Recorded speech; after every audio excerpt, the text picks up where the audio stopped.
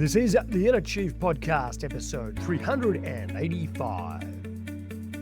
I am your host, Greg Layton, founder of Chiefmaker and the Council of Chiefs. I believe there is a great chief in all of us, and that through listening to the stories, strategies, and techniques of great CEOs and gurus, each of you can find and leave your own legacy through your work and life. The Inner Chief Podcast is where you will learn how to think and make moves like a CEO, like a true chief. For over a decade, I've helped CEOs and senior executives around the world boldly lead change, inspire their people, and leave a legacy. On the Inner Chief Podcast, I bring these stories to life with deep diving CEO interviews, interspersed with minisodes covering key leadership challenges, so you will find your own path to greatness as an executive. G'day, Chiefs. Welcome to the Inner Chief Podcast and this very special minisode on the I Am Great method for executive mastery. Chiefs, I'd like to start with a little bit of a backstory on where all this comes from. Before I do that, if you want to follow along, we've actually created a PDF downloadable resource for you. Just go to chiefmaker.com/I am great. And there is a full resource there. It's all free. Just check it out. And that's got the whole framework in detail with the exercises I will talk about in this podcast. So Chiefs, go and check that out. Now, look, where did all this begin? When I started out working in high performance, I worked both in elite sport and business. But before I got to that, there was a frustration with my own personal journey. And this was around maybe when I was about 26, 27. I really started to become more self-aware. I started reading a lot of books. I think in 2007, I read more than 100 books that year. And I just went through this process of self-experimentation. I did all sorts of crazy things. I went and lived in regional China with the Shaolin monks. I ran across deserts. I had all these amazing experiences. And what I sort of noticed over time was that a lot of this self-help material out there just really didn't give you a great sense of how to build the high-performance system. And it didn't appear to be focused on much. Like I would read a book, and it would all be about maybe just doing yoga or just becoming a vegetarian. So I went down that path and became a vegetarian for a while and went, oh, look, I feel a bit better, but not materially better over a sustained period of time. And then I was reading things like Tony Robbins' books and everything around high performance. And what I really discovered was that we were missing a couple of core points. The more I looked, the more I realized that the thing that we really, really are trying to get right here is that the goal that we want to create as human beings is excellence and flow. And that appeared to be missing from a lot of the literature in the early days. It's around a lot more now, but it's this process that we are looking for. We're seeking, and that's where humans are at their best, is when we are in flow every single day, or at least as in parts of our day anyway. I'm not going to pretend as though in a modern world we're in flow all day, every day. The second thing that I really came to understand is that everyone peaks and troughs and plateaus, and that is a part of the journey, and it's actually one you don't want to try and feel like you can avoid.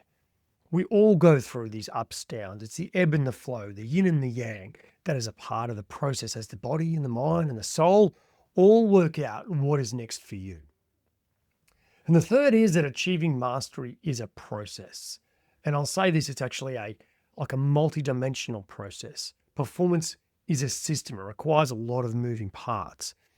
And so when we assess those parts properly, which is what I'm going to teach you today from an executive mastery perspective, we gain great insight into what we should do next. One of my early mentors in the literature space was W. Edwards Deming, and he was the man that really brought total quality management to the world. And he had this great quote that says, if you can't describe what you're doing as a process, you don't know what you're doing. And so I reflected on my early coaching and I reflected on my life in leadership roles in the corporate world before I became a coach, I realized I wasn't following any process. I didn't have a framework of excellence. That just didn't exist. And so what I was working was I was making changes quite piecemeal and definitely at times making the wrong moves. So what I've tried to build at Chiefmaker is this process, right? So we try and bring together the best of the best. Like we try and look at the best performers in the world. We then look at the science and the research and what that's telling us. And then we try and turn that into really good coachable models so that at work, in your role at work or whatever you're doing, it makes really clear sense for you. All of the fog or the overwhelm disappears and you can say, that is what I've got to do next to go to my next level. So this is what is behind a lot of the thinking at Chiefmaker, and that's why I hope you understand when we teach this framework today, this is about executive mastery, and it doesn't come from nothing. It comes from a lot of thought. It is my 18th year of coaching, so there's a lot behind what we're teaching. If you haven't got this, please get the downloadable resource because all these frameworks, and I'm going to talk about a career journey map now, these are really important for you to be able to visualize this. And what we talk about in this career journey map, if you imagine this sort of like a line that goes from the bottom left to the top right, but it's got these peaks and troughs. It goes up and then it plateaus and dips and goes up, then it plateaus and it dips and it goes up and it plateaus and it dips. And at each of these levels, Chief, we have sort of this professional, then a manager, then a general manager and a chief. And so what we're talking about is progression throughout your career. And so you get these wonderful peaks where you're in flow and you're nailing your job. But what often happens is before you go to the next level, you drop into a trough. Now, a lot of people get stuck there and never leave there. And this is a really important point, Chief, is you might get to a level and end up thinking, oh, this is as far as I'm going to go. And there's a reason for that. Even people might be starting to box you in. And the reason for that is you're not looking at your performance as a system that can be built and refined and changed over time. The key is what made you successful at the professional level from a track record, from a network perspective, from a game plan perspective, from a habit perspective. That's different to the habits, track record, entourage you're going to have at the next level and then the next level. So what we need to do is understand that there's this journey of mastery at each level. The journey of mastery at the manager level, it's actually the same framework, but it's different. You've got to rebuild it when you become a general manager. You've got to build new trusted relationships. You've got to build a new track record. You've got to get your habits will have to change. Your routines will have to change at that level. So the key though, Chief, is that just to be clear, I'm not talking about all of us becoming a CEO. That is not the outcome of Chiefmaker. The outcome is you become or you find the level where you are at the right level for you, where you are in this chapter of life, right? It's about your professional aspirations right now. And you might think, well, I'm at the right level. I just don't want to be in a trough. I want to be in flow. Or, you know what? I'm in flow at this level, but I'm really am aspirational. I want to go one more or maybe even two more. So that is the goal, Chief. Let's find that flow and ensure that you're not battling, suffering, in overwhelm. When you talk, people listen. It doesn't feel like you have no influence. We really want to make sure that you're moving in the right direction. So, Chief, this comes down to our core framework, the I Am Great method. When I launched Chiefmaker, I started with this framework, but it didn't have the I Am. It was just called the Great Method. The book that I wrote in 2016, that book covers the Great Method. And that stands for game plan, routines, entourage, assets, and track record. Now, Chief, what I discovered and why I created this particular framework is that there was nothing really out there, particularly you go through schooling, university, that said, how do you become a professional executive? Sure, we might teach you the technical skill of your work, how to become a good lawyer or a good accountant or a good technical professional or a good operator or a good salesperson. Sure, we'll give you that part and how to know the professional, technical, and tactical, maybe even social skills.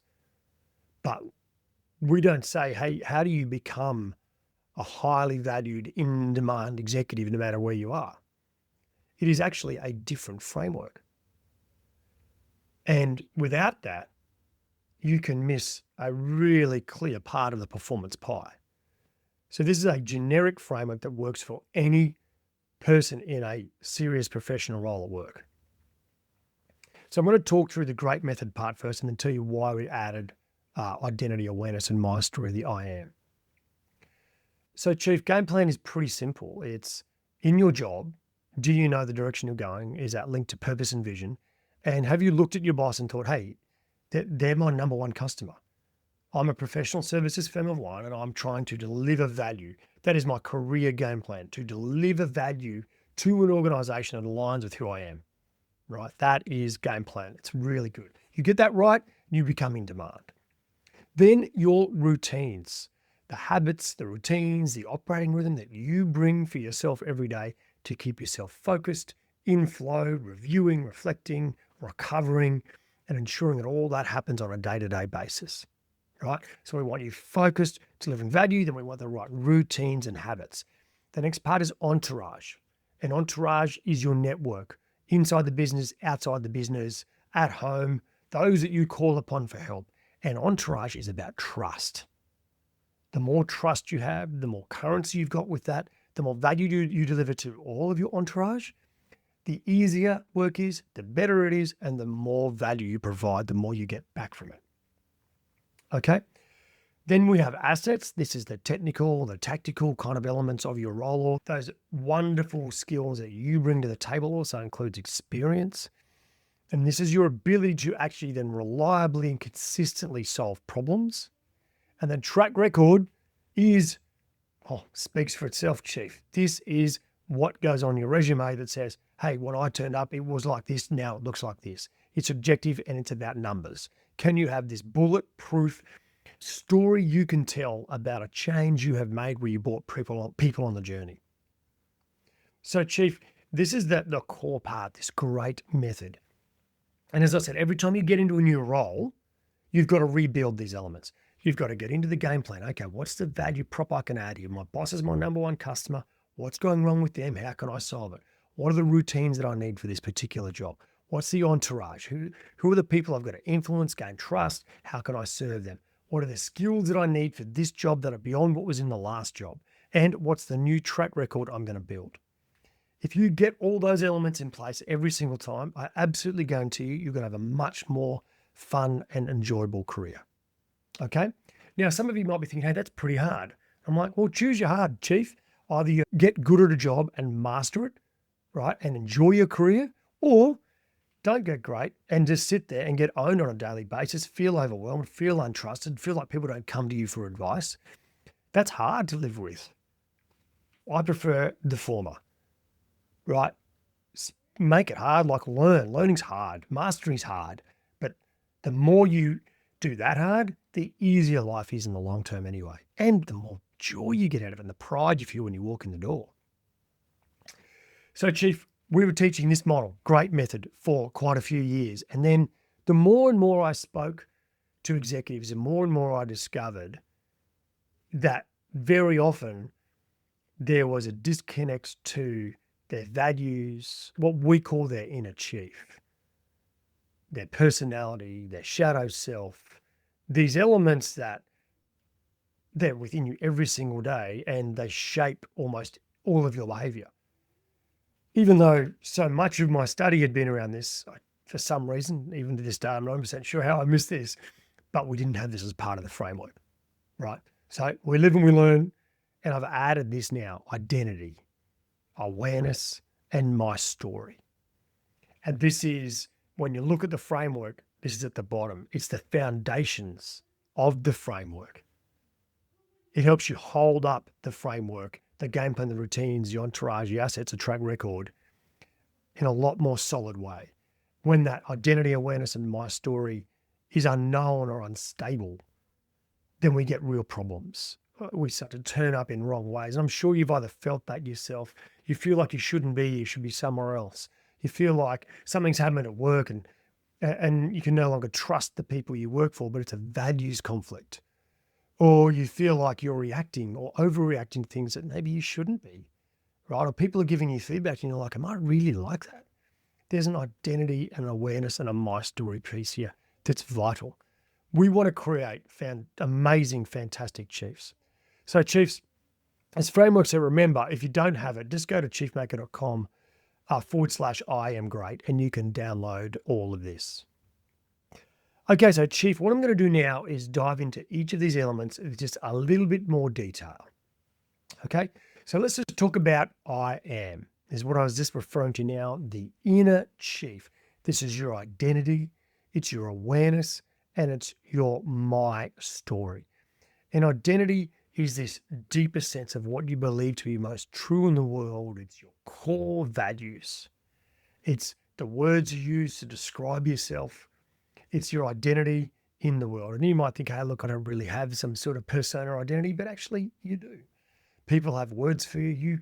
You carry that, right? Like I'm a coach, I'm a high performance coach, executive coach. That is actually now part of my identity. And if I took that away, I would just be a slightly different kind of character. It might be good for me to do that, but I've got to think about these things in some serious depth. What about awareness? Awareness is about personality. So do multiple personality models, do a whole bunch, right? Understanding your shadow self, your own biases in the world, becoming really aware of what's going on within you. And last is my story. And the my story part is around the key moments in your life, where you've come from, the people, the influences, not the influencers, there's these key people and events in your life that have influenced where you are now.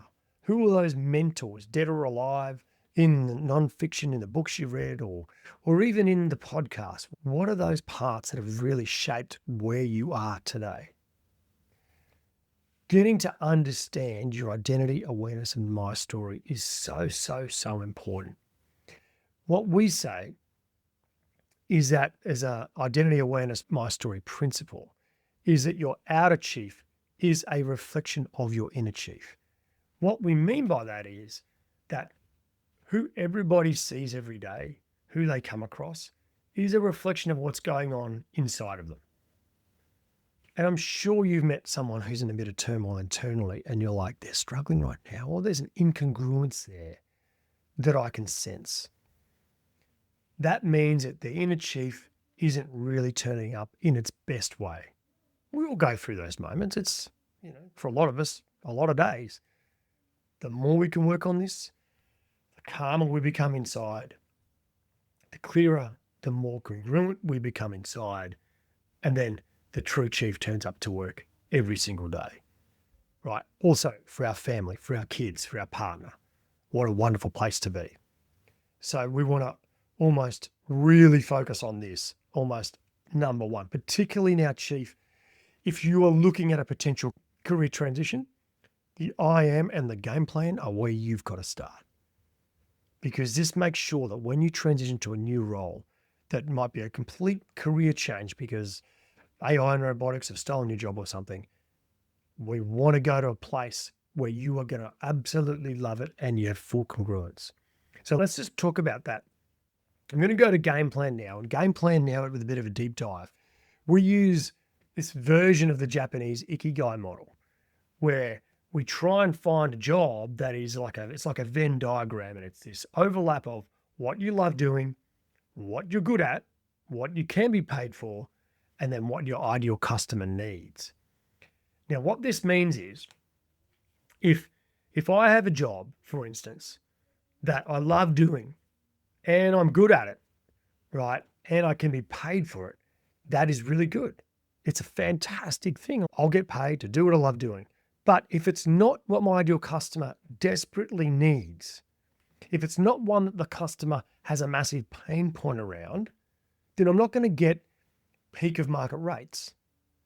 I'm going to have a good job, but the financial reward might not be there as much. Or if I flip that script a bit, I'm good at it and I love doing it. So once again, we're at this wonderful place. It's really good. I'm really passionate about it. My ideal customer needs it, but they're not willing to pay for it. Right. So this is probably more you might find not-for-profit space or government space where they really, really desperately need it, but they just do not have the budget and they never will. Right. And so that's okay. Right. You're back to like this kind of place where you'll have fun doing a job, but you'll get minimal or no payment for it. Okay. Now, what about if I'm good at it, my ideal customer needs it, and I can be paid peak market rates for it? Hey, that's fantastic. But if I don't love doing it, if I don't love this particular job, then we're in a real problem because every day is going to be a grind and someone's going to beat me. They're going to be better at me at this. Or what if I love doing it? Right. This is the last scenario. I love doing it. My ideal customer will pay a premium. I'll definitely get paid for it, but I'm not good at it. Man, every single day is difficult. There's going to be someone else who's just an absolute natural. They're so coded to do it. They're really brilliant at it. I'm never going to be able to keep up. So what we want to do is try and find one of these roles and guide ourselves on the game plan side to a job where we're able to deliver maximum value because we're good at it, we love doing it, there's good peak of market rates with deep satisfaction there that I can do this job. And it's a bit of a journey to get to this place, right? So Chiefs, our game plan principle, 1, to store away in your brain. I always view this, and this is something I wish I had known early in my career. You are a professional services firm of one. You go to the market and you sell yourself, your services to an organization on a full-time basis. You are a professional services firm of one. You solve a problem, right? And your boss, therefore, is your number one customer from a career sense. Right? I've asked so many CEOs what they think about this particular principle, and every single one says that is so true. Dead true. Right? If you can look after your boss as their number one customer, know their problems, and solve them better than anyone else, you are going to have a great career. You have a boss that supports you. Okay, so that brings us to routines. Okay, and routines are operating rhythm, it's a discipline, all the key habits that make you turn up in your job every day with good energy, good focus, and doing a great job. There's a framework we use behind this called Prepare, Perform, Recover, Review. And it just talks about you having a life cycle or a high performance life cycle within your daily, weekly, monthly, quarterly, annual kind of job. And it's pretty simple, Chief. It just means that like when you get to work on a Monday, you do your preparation for the week ahead, you perform in key moments, you recover throughout a day and in the evenings, and then you do quality reviews. We have a whole raft of framework detail behind this particular model that if you want to know more about, you can check out through the website. We talk about how to build this life cycle, which we've taken from elite sport, and we've brought into business, and we've refined it and changed it because those two worlds are very, very different. We spend a lot of time performing in business. Okay, that's really clear. We know that. So, Chief, the more you get clear on your habits and routines that build great performance, flow, good recovery, great review, so you're continually improving, the better you'll be. As I said, every time you get a new job, you've got to review this. Even within jobs, family circumstances might change. Your kids get older, they change schools, all sorts of things happen. And guess what? You've got to change your habits and routines again. Okay? We just have a little principle, Chief, that says whenever you skip a step in the P2R2 life cycle, that's prepare, perform, recover, review, the whole system fails. If you remove recovery, Chief, then what we get is burnout. If we remove review, then we stop growing and getting better. If we remove preparation, then our performance suffers and we miss the opportunity to really demonstrate how good we are. And if we remove key performances, then Chief, we are simply a spectator at work, right? We're not turning up. Our key performances at work, Chief, are meetings. Any meeting you're ever in is a key performance. And then doing the technical work of your role is the other key performance theatre of executives. Okay, Chiefs, onto entourage. Now, entourage is all about the people in your life that are critical to performance. There's 5 elements. There's board and executive team, senior members of staff. There's peers at the same level as you, external trusted advisors, suppliers, coaches, mentors, all this kind of stuff, old colleagues. There's the team that report to you at work, and then there's home.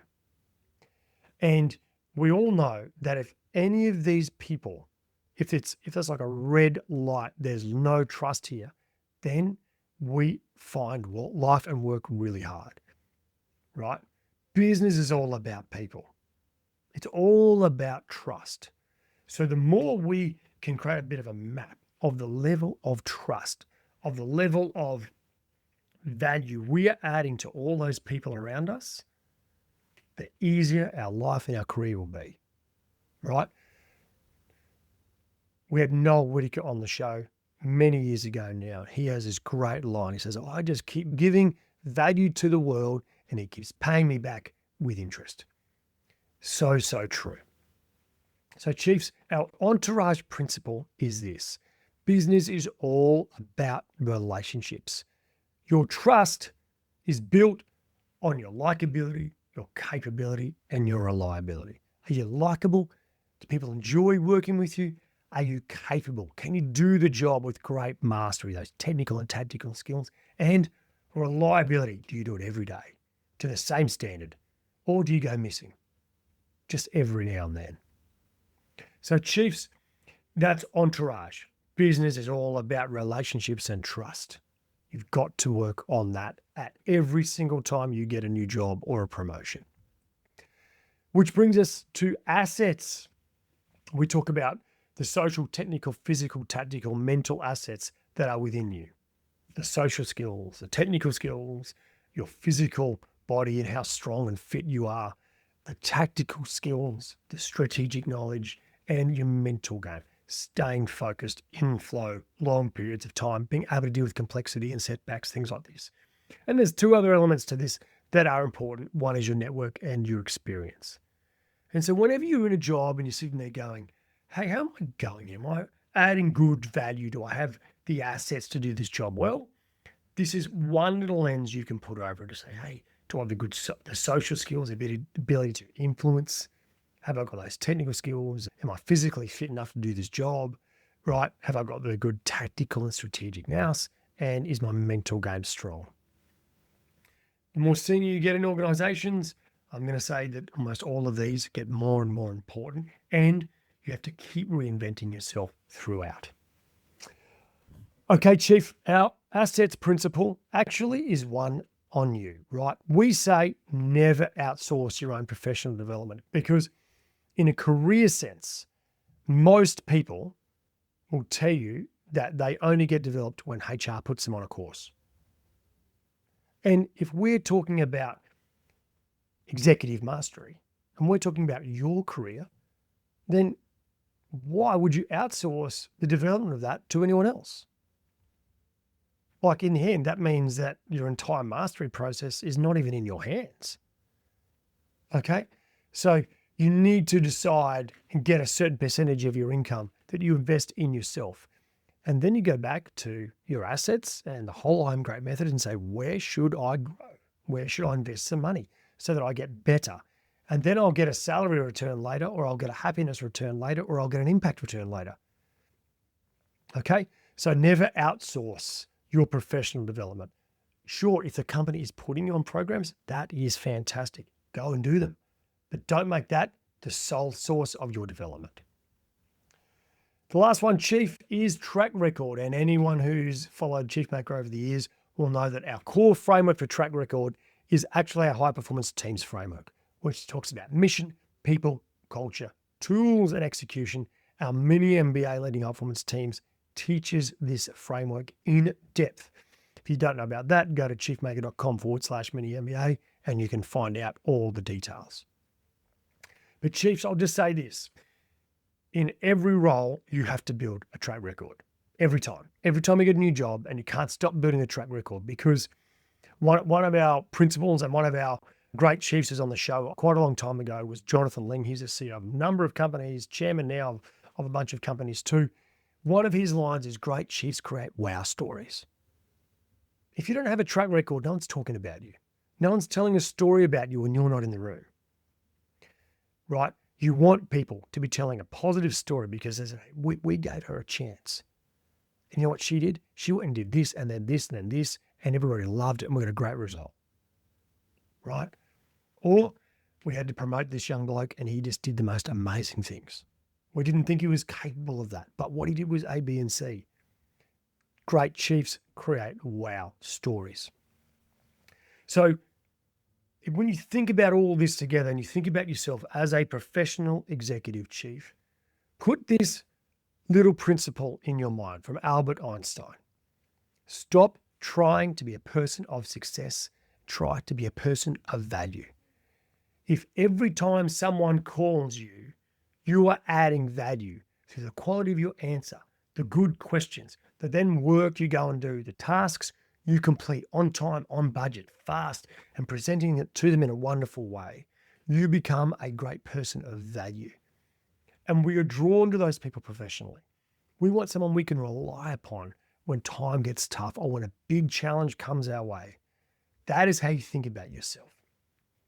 So, Chief, as I said, all the downloadable resources can be found at chiefmaker.com/I-am-great. I hope this has been a help for you. You'll be able to go into that downloadable resource, assess yourself against the framework, create a bit of a plan so that you can actually become a true chief and master your career and life. Righto, Chief, that sums it up for this week. As always, remember to stay epic. All the links and resources can be found at chiefmaker.com/385, or just check it out on YouTube.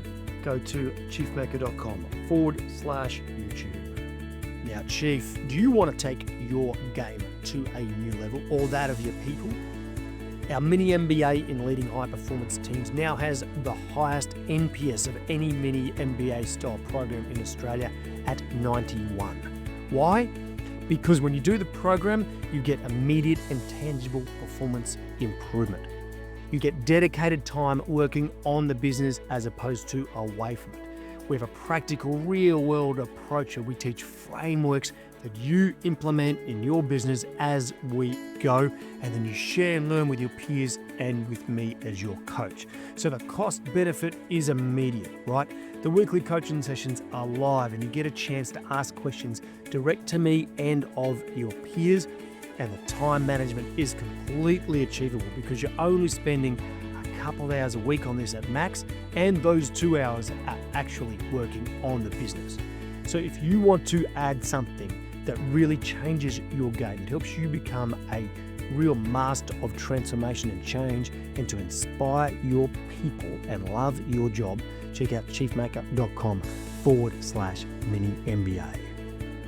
And if you would like to stay in touch and hear all about some of the best resources that you can find anywhere in the world to improve your performance at work, go to chiefmaker.com/subscribe.